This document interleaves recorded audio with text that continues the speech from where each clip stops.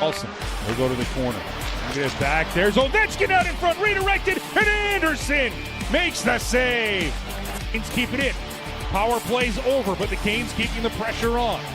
It's work here for Jarvis. Jarvis' shot, that goes off the crossbar. Orlov turns. He's got some room to work with. Plays it along the boards. He'll get it to Hall. Hall has it knocked away. Bouncing puck. Canes come up with it with a chance. They score! Logan Stankoven buries it, and the Canes have tied this at 1. Jarvis has it into the Washington zone.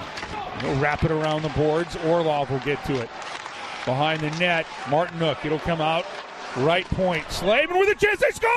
They score! In overtime! Jaccob Slavin lets it go from the point, and Carolina has taken game number 1 here in Washington. That's a heck of a way to start round 2, ain't it? Dominate the Washington Capitals. Find yourself trailing in the third period. Midway through, get a goal from Logan Stankoven off a great defensive shift. Actually, it's an offensive shift with a defensive play because it was entirely in Washington's end. Jesperi Kotkaniemi and Taylor Hall and Logan Stankoven. That line was very good tonight. And you forced a turnover. Kotkaniemi gets the puck, slips it to Stankoven in the slot. You're tied at 1. You get a late power play, don't do much with it, and then you win it in overtime because Jaccob Slavin understands, look, there's a lot of bodies in front of Logan Thompson. I just might be able to sneak this through. Low, basically along the ice, and it almost looked from behind like it went through the pad of Logan Thompson, and that was your game winner. Hurricanes win it 2-1 in overtime. Second straight overtime win for Carolina. They close out the Devils in double OT. Win this one also, if you care about such matters, and why wouldn't you, after a 2-1 win, second straight overtime win in that building in the playoffs for Carolina. Remember the last one, Brock McGinn.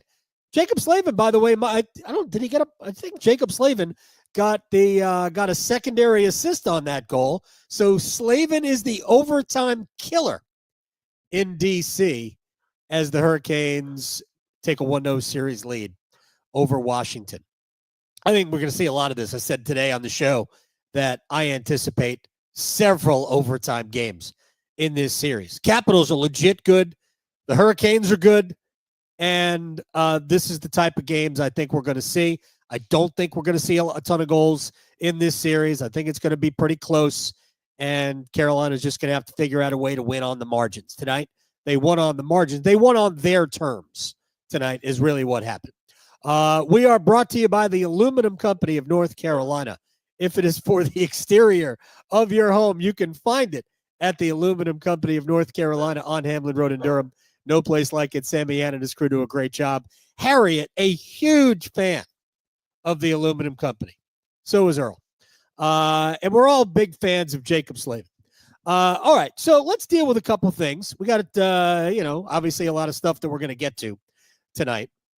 I didn't quite understand the point of look, I don't like to complain about the national broadcast, especially because I think Sean McDonough is elite. I love Ray Ferraro, but it does seem as though they came into this series, and I don't know, maybe it's fair, with the narrative that this is what Carolina does, man. They fling shots from everywhere. It's a lot about volume and maybe not about quality. Well, it usually is about better quality than we had tonight. Carolina did not have a lot of super threatening scoring chances, I don't believe. But part of what they do is designed to look like that. This ain't our first rodeo. We've seen games like this before where Carolina will shoot, 95 shots and maybe have 45 to 50 of them on goal, but don't have goals. We saw that. UC Saros made about 68 saves in one game, and some of them were really good. And Logan Thompson was good tonight, but Logan Thompson didn't have to stand on his head. He wasn't going side to side all night. He had to make some good glove saves. There were a couple of deflections, but Carolina wasn't super threatening. But If Carolina's shooting the puck, Washington probably isn't. That's the plan. Not difficult to figure out. And I couldn't figure out the criticism of that because you know what wasn't happening in the game? Even when Carolina wasn't scoring and they were complaining about, and by the way, I've been watching you, Kane's Twitter. When we're complaining about not scoring, granted, Carolina needed to score a goal. We figured that out. Harriet is still crazy about it.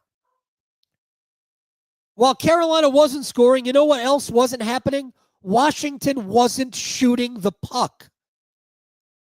And that is the plan. If Washington doesn't have the puck, Carolina's probably not going to give up goals unless Shane Gostisbehere keeps giving them the puck. Shane, don't do that again. All right. Now, and so I didn't understand the complaints over the way Carolina was playing when this is the design. I think what you like and what Carolina generally does try to do, and I don't have to, I guess I'm preaching to the choir here, is they want a little bit more traffic in front. And I thought Carolina was more to the side tonight than they were in front of Stankoven and Thompson. And then finally, when Jarvis and Staal were in perfect alignment with Slavin, the puck gets all the way through because Logan Thompson probably never saw the shot. Goes underneath, pretty close to the surface of the ice, gets underneath them. Carolina wins a game with a really what should have been a non-threatening shot. But if the goaltender doesn't see it, what do you do? So here's the numbers 5-on-5. And again, I just didn't get the criticism of it all. 5-on-5 numbers. Shot attempts, 79-29 in favor of Carolina. So let's round it, 80-30. 8 out of 11 is about 73%, 72, 73%, something stupid. Shots on goal, 27-10 at 5-on-5. Scoring chances, all these numbers are according to Natural Stat Trick. 35-15 Garden Variety scoring chances. They had the high danger chances at 18-9 in favor of Carolina. I didn't really see Carolina having that many, but I didn't see the Capitals having 9 grade A scoring chances either. The X goals, the expected goals for Carolina was 4-1. I don't know. Carolina did hit 5 posts, so maybe that factors in on into expected goals. I don't know how many of those posts were like super great scoring chances, but they did hit 5 posts. So, like the numbers, like tell you that Carolina, at the very least, had the puck all night, and when they've got it, and Washington doesn't, it's hard for them to score. And again, if you can go out and do that again on Thursday, chances are the game is going to look very similar as it did tonight. So I thought just in terms of executing the game plan, I don't think it was perfect. But, man, if you ask Rod Brindamore, and I will on Thursday, will you take the way you played Tuesday night, will you take that right now sight unseen? Promise you, he goes, absolutely. Why are you asking me a stupid question?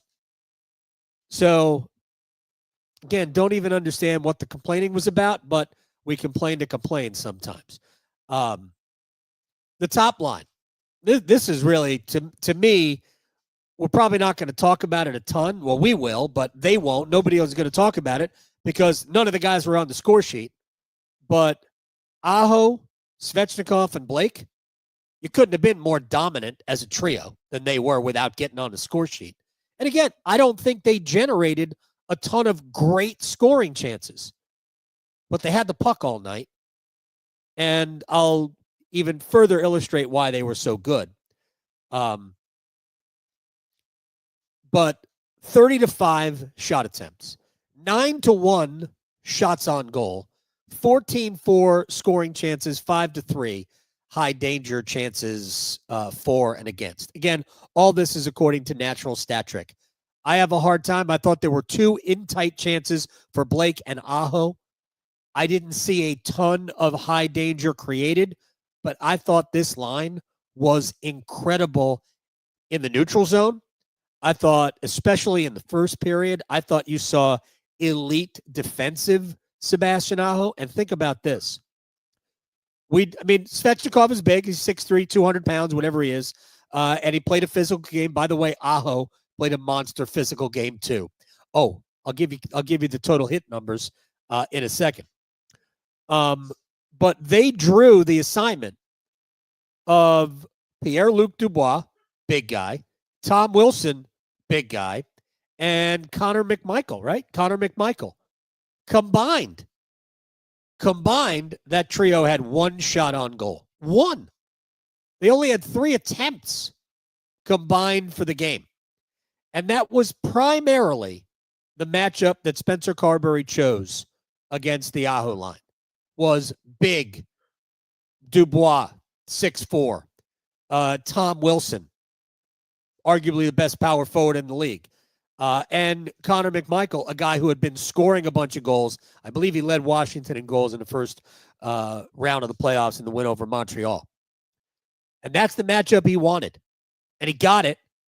And he got his rear end kicked because Aho, Svechnikov, and Blake were awesome on the puck. All right, here's Andre's night. Again, statistically speaking, we're going to talk about Andre in a minute. We're going to go back to Game 4 and Game 5. But first, had 12 shot attempts, 3 on net, 6 hits, 2 takeaways. I thought Andre was fantastic tonight. We're going to get back to why I thought so in a minute. Sebastian Aho, 9 shot attempts, 4 on net, 5 hits, a takeaway, 12 of 22 in the faceoff circle, played 21 and a half minutes. Carolina won it early in overtime. By the way, Jordan Staal played just over 18 minutes, won 10 of 15 faceoffs. And by the end of the game, Spencer Carberry, middle of the third period, Spencer Carberry stopped trying to avoid Ovechkin and Staal being on the ice together. He just said, whatever. I'm giving up. I just got to get Ovi on the ice more. And Staal ended up dealing with Ovechkin and Dylan Strome a lot. And the Staal, Martinook, Jarvis line was better. Just better than anything Washington put on the ice. It really was a clinic in terms of how to play Hurricanes hockey. And again, I'd like to see all of that translated into better scoring chances. But always remember this. I keep saying it. I said it last year, the year before that. Rod Brindamore judges a great game based on how much they give up. And they gave up almost nothing tonight. Almost nothing. Carolina out-hit Washington 44-31. 44-31. It was the Hurricanes who took the physical to the Capitals tonight in their own building in Game 1. You know, what's funny is that Carolina had the puck most of the night and still out-physicaled the Capitals. That's kind of a remarkable thing to say, isn't it? 44-31 edge in hits. Quick shout-outs. Let's go to Pittsburgh. Hey, what's going on? Moldova. We're huge in Moldova. How does Sheriff look? Isn't Sheriff a soccer team in Moldova? I don't know. I know you're coming back stateside. Safe travels. Cali Caniac. Apex. Are you the one on the couch in Apex? Let's see. We have, I don't believe this one, but somebody says they're watching in the International Space Station. I don't believe you, but I'll shout it out anyway. Harnett County, Montreal, Nova Scotia, neighbors of Nathan McKinnon, Colonial Beach, Virginia, Durham, Franklin, Tennessee, Dinwiddie, Virginia. I was just up in that area. The most appropriate city in the United States, Weed, California. Bluefield, West Virginia. Clayton, Perth, Australia. 3 different people from Australia today. Shouts to Perth. Whoever was also in Australia didn't tell me where. Adelaide Hills. Mikhailov is always there. But we didn't get the second Australian in the mix. Chicago, Fort Worth, Texas. Let's see. Somebody is at the Lincoln Park show tuning in, so shouts to you. Somebody on the D train. Where Brooklyn at? I love that. Mount Olive, North Carolina, and Fort Campbell, Kentucky. So those are, we got the shout outs in. All right. Couple of good things and one bad thing. I thought Frederick Andersen was bored, but otherwise good. I know I talked to Corey Lavalette earlier in the second intermission. He thought that was a bad goal. Trip Tracy, I was communicating with him back and forth a little bit. He thought Freddie thought it was savable. I'm like, okay, maybe it's savable. It certainly wasn't a bad goal. I actually don't think it was Freddie's fault at all. I think sometimes you just tip your cap. I thought it was an elite shot from Alexei Protas. I thought the mistake was Shane Gostisbehere's. The decision was bad, and then the execution of that decision was equally bad. At that point, even if you're able to keep the puck in, what are you doing? So you have 2 forwards there. Let them deal with it. Back off and play defense. It's a scoreless game. Washington has generated nothing. Why give them the opportunity? And you created the 2-on-1 for them. Literally, Washington generated no scoring chances on their own tonight. The scoring chances that they did create were sort of either a lucky break, like a Brent Burns clear attempt that goes off of a stanchion and bounces right to Pierre-Luc Dubois, who shoots it off the crossbar. I know the world was all over Brent Burns, and I initially thought because he did have the puck on his stick, and Sean McDonough said a terrible Burns turnover. So I'm like, well, I have no reason to doubt Sean McDonough, and I did see Burns with the puck on his stick, although I couldn't figure out how it got to Dubois since Burns wasn't in any way going in that direction. I just figured it caromed off of a body and went to Dubois. Nope. It caromed off the stanchion and bounced right to him. And Andersen got a little lucky because Dubois hit the crossbar. The only other scoring chance that I believe Washington generated was, I thought, a very good Alexander Ovechkin shift where he hit Seth Jarvis in one play behind the net.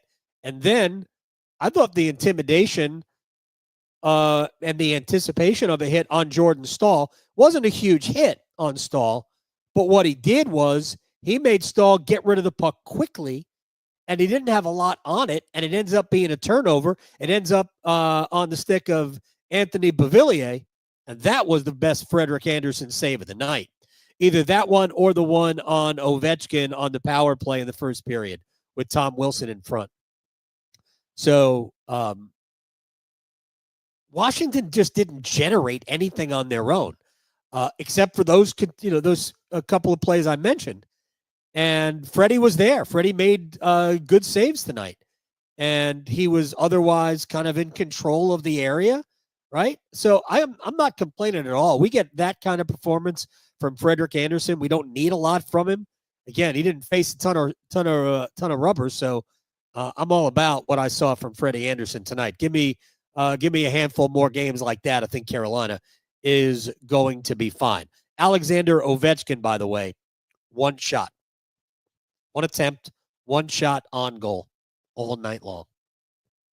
That's called doing a job. Carolina Hurricanes did a job on, honestly, the biggest threats for the Washington Capitals. Hurricanes were really, really dialed into their assignments tonight. Special teams was a wash. Keep saying it. If you're going to beat a team like Washington, don't let them beat you on special teams. I think even though Washington during the regular season was a superior team at 5-on-5, if you're Carolina, you can live with a stalemate in special teams as long as you play the game the way you're supposed to play it. And I think they can be better at that than Washington. Caps were 0 for 2 on the power play. They had 3 shots on goal, 5 attempts overall. 6 attempts overall. Carolina shorthanded at 2 shots and missed the net once. Canes 0 for 3 on the power play. They had 3 shots on goal. The Caps blocked 8 shots. I know the third power play was no good for Carolina. I didn't really hate the other 2. I thought Carolina generated some decent chances on the others. Hit a couple of posts, and there were a ton of blocked shots by Washington defenders. They blocked a ton of shots, almost 40 shots, I think. Caps had 1 shorthanded shot on goal, but I don't think it was a grade A scoring opportunity. So, again, we play the game we're supposed to play, and you get a win. Now, I'm not into what this means in terms of, well, when a team wins on the road in game 1, it means this, because none of that means anything. So you're going to hear it. You're going to hear that it means that, again, I don't even know the numbers. They're readily available if you go to hockey-reference.com. You can see the data. Maybe I'll pull it up here just to give it to you so you don't have to go through it on your own. But look, the Hurricanes, what did we hear at the beginning of the game? Can't score, can't win on the road, bad power play. Right? That's what we heard. When we hear it every year. Can't score, can't win on the road, bad power play. All right.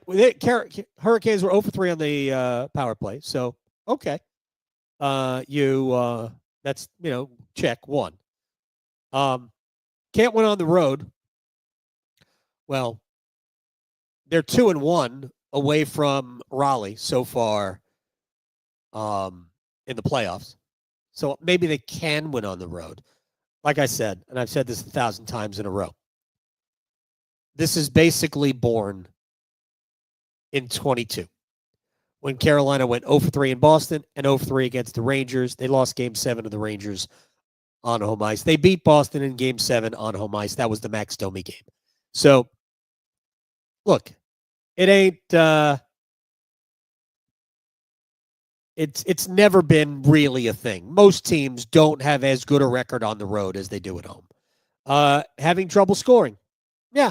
Okay, they had and they have. Historically speaking, Carolina has had trouble scoring, and the power play, historically speaking, in the postseason hasn't been good.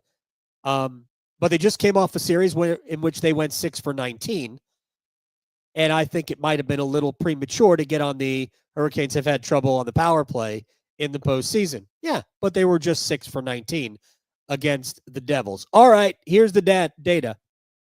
Win game 1 to make the series go 1-0 on the road. Teams win that series 56% of the time. So I guess it's not that big a deal. Here's what I'll tell you. It's significant to me because now, look, there's no real pressure on the road team at the beginning of a series, in my opinion. The added benefit of not having home ice advantage in a series, in some, I'll make it a little bit like tennis. If you receive serve to start a match or to start a fifth set in a grand slam, to me, you have it's like a free shot. Like, he's supposed to hold serve. The home team's supposed to win these games. Takes a little bit of the pressure off the road team. I don't mind it, especially if you know you can win on the road. And I believe the Hurricanes think that they can win on the road. They can win anywhere because their game travels. So at some point, the lazy narratives will stop. I'm not sure that'll happen this year. Maybe the Hurricanes are going to have to win another round of the playoffs before that happens. Maybe Carolina's going to have to beat Washington and get to the conference finals for this to happen. But they're more than capable of beating Washington. We said going in. I still think this is going to be a long series. I expect Washington to come out and play a better game on Thursday. But I also expect Carolina to come out and play a better game on Thursday. Because here's the thing. Within all of these numbers here, I think there's a lot of empty calories. We talked about it. Because for all of the puck possession, there wasn't a ton of, how did they not score there? Again, think back. How many great saves did Logan Stankoven, keep saying it, how many great saves did Logan Thompson have to make tonight? Made some good ones, but there were no great saves. I think Freddie Andersen made the two best saves of the night. The Ovechkin power play shot with Wilson in front and the Anthony Beauvillier try that he blocked away. I'm not really sure that the Ryan Leonard breakaway at 1-1 in the latter part of the third period, I'm not even sure that ended up as a shot on goal. It might not have been. I don't think Leonard really got anything on it. It almost looked like it rolled off his stick and wide of the net. But as Rod Brindamore said in the postgame, Freddie was right on it. So essentially, he was patient enough to make the shot more difficult, not impossible, but more difficult. And let me shout out Shane Gostisbehere, tape to tape, fantastic. Hit Leonard in stride. Got a text from a friend, I'll leave his name out of it, who said, if Ghost is going to keep doing that, you might as well put the big Russian kid in. I laughed, but yeah, if he's going to do that. So real quick about Alexander Nikishin, because I got a question about it today on the show. Let's be honest. Nobody on the blue line is playing poorly enough for Rod Brindamore to take them off the ice. And I don't think it will be about performance unless it becomes so obvious that you have to take somebody out of the game. If there's an injury, yes, I think Alexander Nikishin probably will play. I don't think it's a slam dunk that he will. But if there's an injury, I think he probably will. I wouldn't be completely shocked. First of all, I don't think Ty Smith and I don't think Riley Stillman are ever drawn in. They'd have to have massive amounts of injuries for those two guys to draw in. But I don't think it's out of the realm of possibility that, depending on who goes down, that it's Scott Morrow and not Alexander Nikishin. Even though I wasn't thrilled with Morrow. Rod is very adamant that the communication problem and not really knowing the system is an impediment to putting Nikishin on the ice. But depending on the situation, depending on the player, yeah, I could see it. But it's going to be an injury situation. It's not going to be a player performance issue. So, cool you Jets, sports fans. My 3 stars were Slavin 1, Stankoven 2, Kotkaniemi 3. But really, Aho, Svechnikov, Blake. Woo, boy, were they something special tonight. And we'll see if the Hurricanes can replicate it again. Same game, just a little better at it. And maybe there's a couple of more goals. But I don't think we're going to have a lot of goals in this series at all. I really don't. And again, I thought that this game was played exactly the way it was supposed to be played by both teams. There was some extra stuff after the whistle. There is clearly some animosity, I'm sure, based on the game at the beginning of April, where Carolina and Washington had 142 penalty minutes, and the Capitals were a bunch of whiners, but whatever. Carolina won that game 5-1. I get it. Tom Wilson took Sebastian Aho's mouthpiece at one point. Again, loved Aho's game, loved Svechnikov's game. I thought that line was outstanding tonight. And hopefully Mark Jankowski will be okay. Rod talked about it after the game, says he doesn't think it's too serious. Just wasn't feeling well. I don't know if that means illness or injury, but he left the game like late in the second period, didn't return. If he can't go on the road, for me, I'm putting Tyson Jost in. On the road, Jost. At home, Roslovic. So if Jankowski is out for like a run of games, when you get home to play games 3 and 4, yeah, I think you can go to Roslovic at home. On the road, I'd rather have Tyson Jost on the ice. And again, he can play center, and you can play the same lineup. He's just a smaller version of Mark Jankowski without the ability to kill penalties. But Jankowski had to kill a penalty tonight with Aho in the penalty box. And I love his game, how it suits Carolina's fourth line. Anyway, that'll do it for us. This was as straightforward a Hurricanes game with enough to frustrate us, like the power play, especially the last one, to be a little bit better.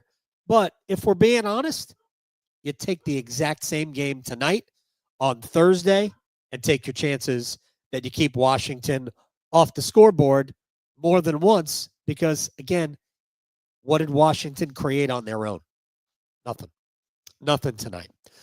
We are brought to you by the Aluminum Company of North Carolina, if it is for the exterior of your home. You can find it at the Aluminum Company of North Carolina on Hamlin Road in Durham. No place like it. Sammy Hanna and his crew do a great job. Check them out for all of your exterior home improvement needs. And again, Harriet is a big fan. Obviously, we're in Alaska. Very nice. Shouts to Alaska. As Zach says, power plays looked iffy. Again, I just thought the last one looked iffy. The others were fine. They weren't amazing. But again, Carolina's 5-on-5 game and the power play, they were kind of similar for me tonight. In that there was a lot of on the perimeter, a lot of shots from distance. Like if you saw, not to get back into the podcast here, but if you saw after one period on ESPN, they put the shot chart up. There were only 2 shots in tight. Everything else was really above the hash marks. So Carolina needs just to get a little bit closer to Logan Thompson. A little bit more, create more rebound opportunities and then get those rebounds, which is really what the whole plan is when you're shooting pucks from distance. All right, we got to go. Hope everybody enjoyed game 1. I don't know why you wouldn't. Hurricanes with a 1-0 series lead. Game 2 on Thursday. I am Adam Gold. We will see you after that game. Always rate, review, subscribe, like, share, tell a friend, do all of that. And this is, of course, available wherever you get your podcast. And we will see everybody Thursday night on the Canes Corner podcast. Maybe the Canes will have a 2-0 series lead. Until then, take it easy. Harriet says goodnight.